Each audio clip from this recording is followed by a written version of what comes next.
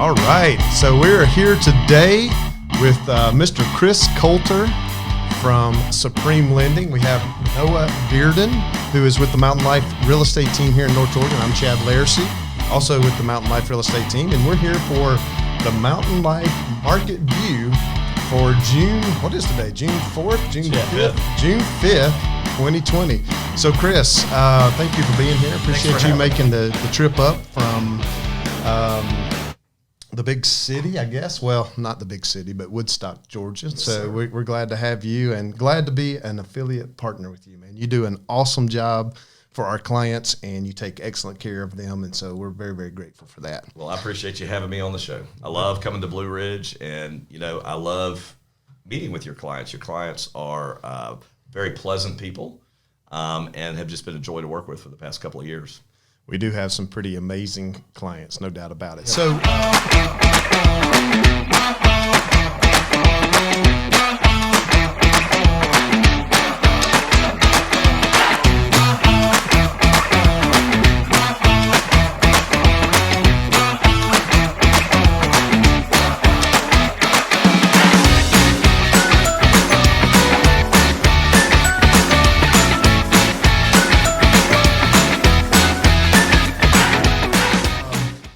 tell us a little bit about what's going on with interest rates. How's the market doing when it comes to people getting loans for houses to buy in the mountains? Absolutely. So interest rates are right now historically low, as you know, and as you've heard a lot of buzz about in the news and read in the paper. And, really rates have been low for a decade, right? I mean, we're used to these 4% rates and 4% 30-year fixed rates. And, but right now they're especially low. 30-year fixed rates averaging about between 3% and 3.25, depending on qualification and credit scores and things like that. But yeah, they're really, really low right now, and it's really an excellent time to buy.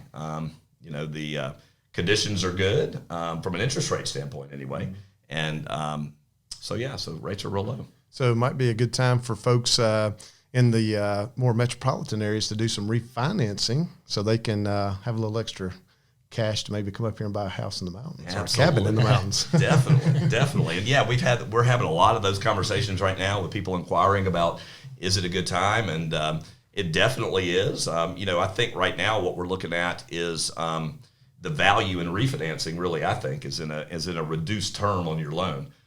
Meaning that, if you're on a 30-year fix, that you might want to look at dropping that to a 20 or a 15. You'd be surprised at how much less interest that you'll pay on a 15-year fix than you would on a 30-year fixed. And, most people have, like I said, a decently low rate. So, a lot of times they're already low. So even going to 3.25 may not be enough of a benefit to consider spending the time and the cost that you incur refinancing a loan, unless you're going to look at reducing the term, which is going to really save you a lot of interest over time. Many times the play right now, in my opinion, is to take a 30-year fix, turn it into a 15, and keep your payment the same. Many times you can do that with that drop in rate, and you're cutting out all that interest, and you're building equity obviously a lot faster in your home that way. But yeah, a lot of people are looking at their, and a lot of people have done that over the last decade, which has allowed them to build equity quicker. Which now they're in a position where they are coming back going, can we do a home equity line of credit or a cash out refinance in order to pull a down payment to buy a house in the mountains? And I'm seeing that a lot. And that's because people took good care of their equity, in the last decade and did look at cutting terms and, paid down a good chunk of principal on their balances. So it seems like people are pretty healthy in that way and able to pull some equity. And values of homes, and I'm sure you guys could probably speak to that better than I can, are constantly more than I find what people think. From the standpoint of their own pride. When I ask people, when they call me, I say, what do you think your house is worth? And they might say it's worth, $350. And, they don't necessarily know that from a scientific standpoint. They may know what their neighbor's house sold for, and may have an idea. But many times when we actually do the refinance and I send an appraiser out, that appraisal will come in at $400, and they didn't know. So they're pleasantly surprised when that happens. I've actually had a couple of people that were looking to refinance that came into me, got that appraisal. And, in one case, it was like a $350 value. They thought it was going to be. It came in at $425, and they ended up stopping the refinance and listing their house. I'm not kidding. Send us more of those. That happened twice. And they ended up selling. It was one of your colleagues. Yes. Clients. So anyway. Awesome. So they're really low, and I don't expect. I mean, looking out in the economic landscape, with the work stoppage and shutdown, I don't really expect rates to go up anytime soon. Based on the actions of the Federal Reserve and what they predict is going to happen to the economy and this bump in the road that we've hit. I think they're intent on using economic policy and using the tools that they can to keep rates low. So I think you're looking the rest of the year are going to be historic lows like this. Well, that bump in the road for us at least was more like a pebble in the road. Mm-hmm. I mean, really, it was. We had a little bit of a panic there about mid-March, when the governor actually came in and put a shelter in place for the entire state. Mm-hmm. We actually lost several deals during that week. And, we somewhat went into a little bit of a panic mode. So, well, actually, we didn't go into a panic mode. We just went into a proactive mode. And we just started really taking a look at all of our expenses and how we could control our expenses, due to the fact that our revenue may be off a little bit. And really, we were beginning to prepare for the worst, and the worst took place about 2 weeks, and then it was like I had agents calling me on the team. They're like, "I got people wanting to come see property. Can we show?" And we're like, "Yeah, actually, we can. Come on." And so we were actually showing, and May turned out to be an incredible month for the Mountain Life team. And awesome. In June, if we can hold them all together and get them all closed, and I know you've got many of them. Absolutely. We'll have a record-breaking month in June for closings for the Mountain Life team. Congratulations! That's awesome. Thank you. Yeah, we were the same way. We were anticipating a much larger bump than we actually felt, and all the talk on the news was that it was going to be worse than the 1920s and 30s, and so. We knew that there would be job loss, and there has been, but like the contracts really didn't stop coming. People were very active in looking for homes. Maybe that's because they were sitting in their homes, thinking, "I need to get a new home, get a bigger place or something." Finding out just how dysfunctional their home is for their growing families. So Supreme Lending set record months in April and May, and it was, and we kept thinking, well, maybe the bump in the road is going to be May and June, but it continues to be very vibrant in the housing industry. As a matter of fact, if you look at some economic figures that came out today were unemployment numbers, and this is significant because they were really expecting April and May to be the really hard hit months for job loss, and they were. There was a statistic I read the other day that said that in the longest economic expansion that we've had on record was 130 months, and it ended in March of this year, of 2020, when this pandemic started. And we gained in that 130 months, which is longer than 10 years, we gained, I believe it was 25 million jobs were created during that time. And in 30 days, we lost 16 million jobs. So we eroded what we had created in 10 years in about 30 days by putting ourselves into this economic, quote unquote, coma. But in the numbers that came out this morning, economists self-induced coma, absolutely. Yeah. Economists this morning they were expecting unemployment numbers to be at about 20%, which is just a horrific number. It's a terrible number.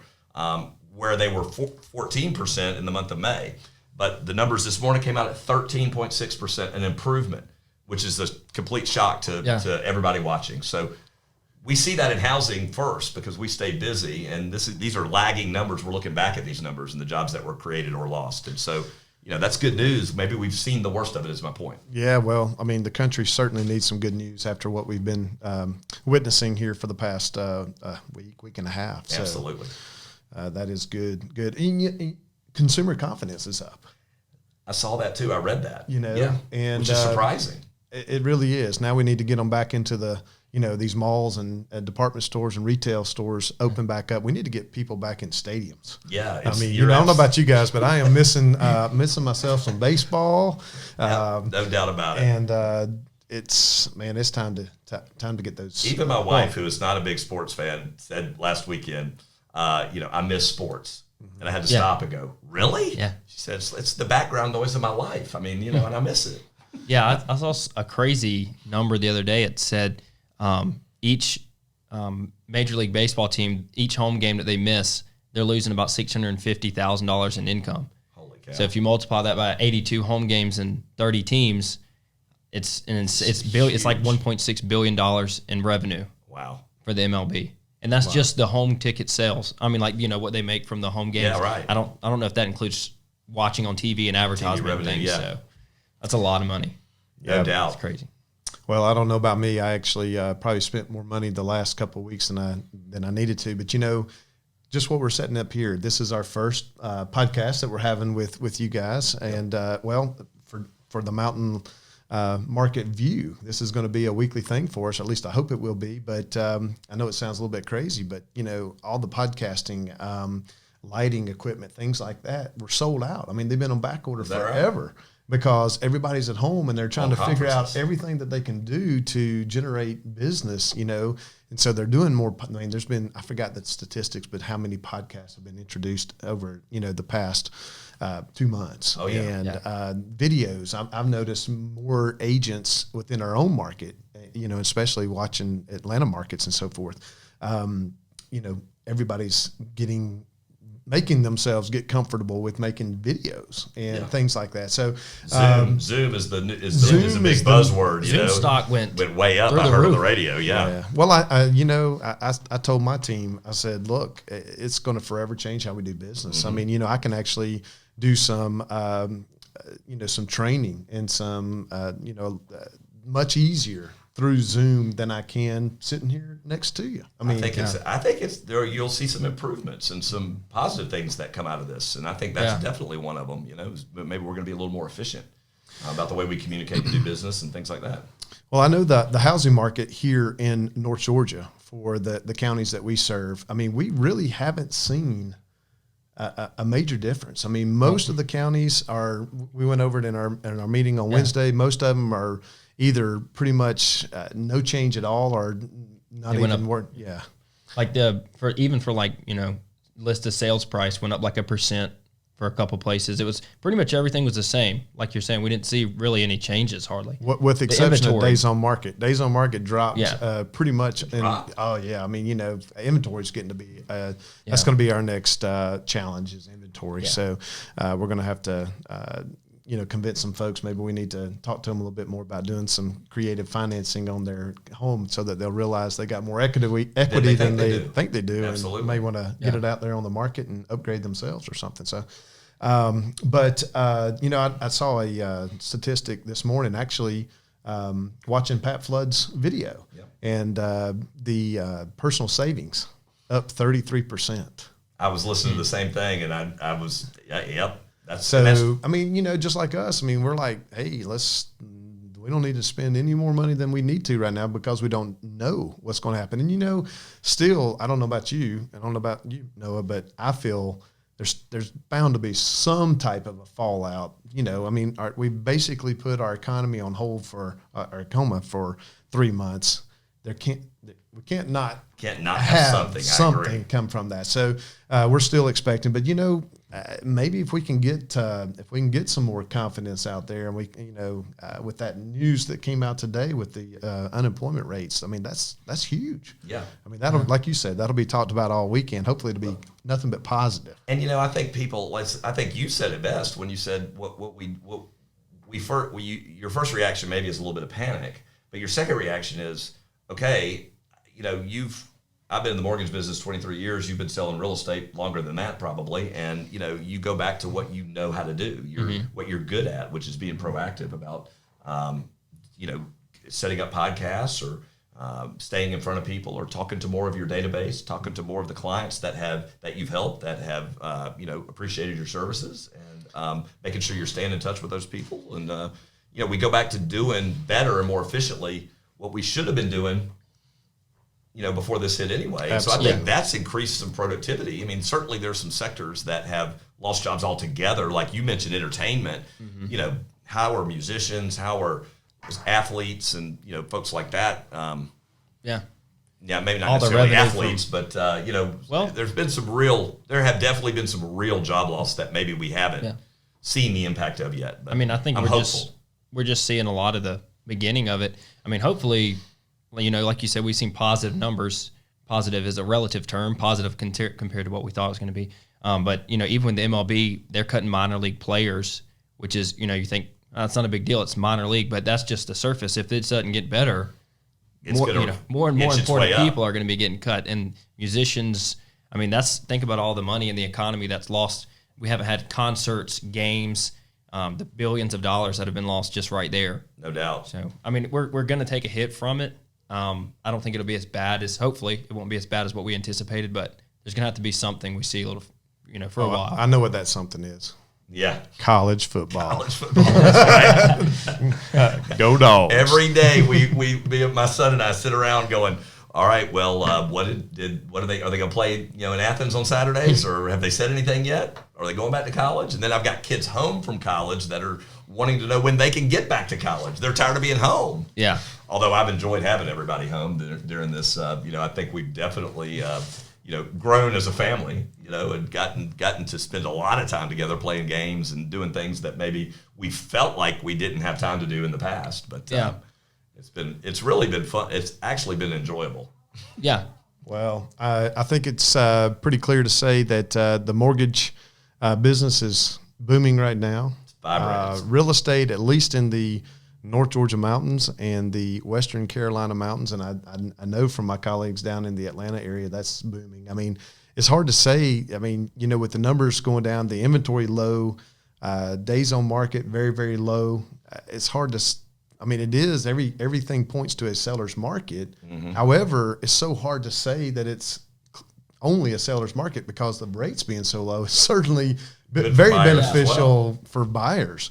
And, I know Supreme Lending and Chris, you guys do an amazing job, and that comes from that leadership. I've had the great pleasure of meeting Pat and hearing him speak. He does an amazing job for awesome. Leading that, you guys. And I love his heart. I love his integrity, and his love for the Lord is always very, very evident in everything he does. But let's talk a little bit. We got to brag a little bit on Supreme Lending. Right. You guys have like a 99% approval rating. Yep. Of course we know that. Help us let these folks that are going to be watching this podcast know why that is the case. Sure.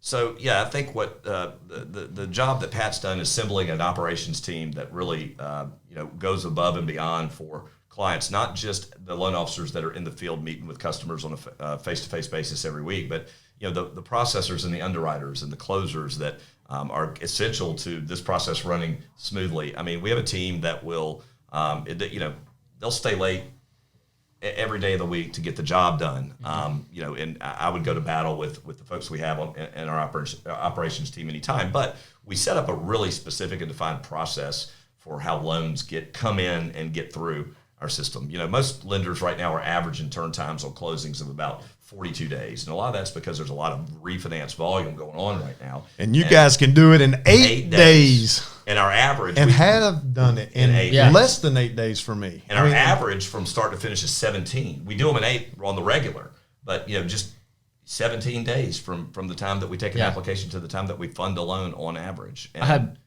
I had one I needed in 15. You're like, oh, that's not a problem. No problem. I was like, oh. Well, okay. we just finished one up, I know, for one of our clients, and we were in a multiple offer situation. And I called Chris, and I said, Chris, could you give this client a call, just do some preliminary, get some information from him and give me just an overall scope of what you think you can do. Basically, I'm getting my, hey, thumbs up from Chris, go for it, because, I wanted to draw a contract up that would very much make us apart. Set myself apart from the others. If we're going to have to get a loan, let's. If I can. I know it may sound crazy to a lot of people out there watching this, but not even put a finance contingency in there. Yeah. And knowing that we can get it closed confidently. Again, here's that confidence to close 99.44%. Absolutely, and when they do like I said, we'll take it from start to finish, and I think it's just about recognizing how to do that, and then setting the right expectation with the client up front on how we're going to have to really work in concert. To get to an 8-day closing takes not just me, but really it's your a team clients effort. have to be Absolutely. willing. Your Absolutely. agents have to be willing. So it's everybody getting in on the same page and orchestrating that to to make that happen. That's very important. Sure all is. you clients out there. No If we're doubt going to about do it. that, I mean, and we do make it very clear with them that, hey, you got to be It's on because the of game. the way you prepare your clients that you're even able to put them in a position to be able to do that. I mean, most people don't think that you can do that, and it's just completely possible. It is. Absolutely. Well, I know it is. We've done it multiple times. And again, it can be a huge game changer in your negotiations. And that's our whole our whole mantra. There's a lot of we have a vision and a mission that we live by at our company, and that's to serve others before self. But it's also that we one of our things that we don't necessarily always publish is within our company we tell each other we always close on time. I mean you've got people's things packed on a moving truck. They put their lives on hold and in transition. This is a really emotional. It can be a really emotional, stressful, and exciting process. Yep. And you can't come in at the end and not deliver. When you've got families counting on you on both sides of the transaction. So we take all of that really seriously, and we have an excellent system and people set up to do that and accommodate that. That's awesome. That is awesome. Well, closing thoughts from you guys? Yeah, I've got some. So let me just add a couple of things, and if you want to edit this to the degree that that you feel necessary, I would add just a little bit on the overarching for your clients and people listening. There's a lot of buzz and talk in the industry about the tightening of credit. Loans are harder to get. And there was some tightening of credit that took place. Minimum credit scores on some loans went from a 620 to a 680 with some companies, and that did happen. And there are some really specific reasons that we can drill down to in another podcast. But the point is now, in the last week, minimum credit scores came back down to a 620. So it's already starting to loosen and contract. So there was the panic, and then we kind of exhaled a little bit. And we're in that period where we're getting back to normal. So excellent environment with rates and underwriting and guidelines and easing up and all of that. So Awesome. just want to kind of put that out there. Well, man, we appreciate you being here, Chris. Chris Coulter, Supreme Lending. Money man. He The makes money things man. awesome for us. So we do appreciate it very, very much. Thank you guys for letting me be a part and for inviting me. I hope to do it again like real soon. Oh, we're going to do it. All right. You better believe it.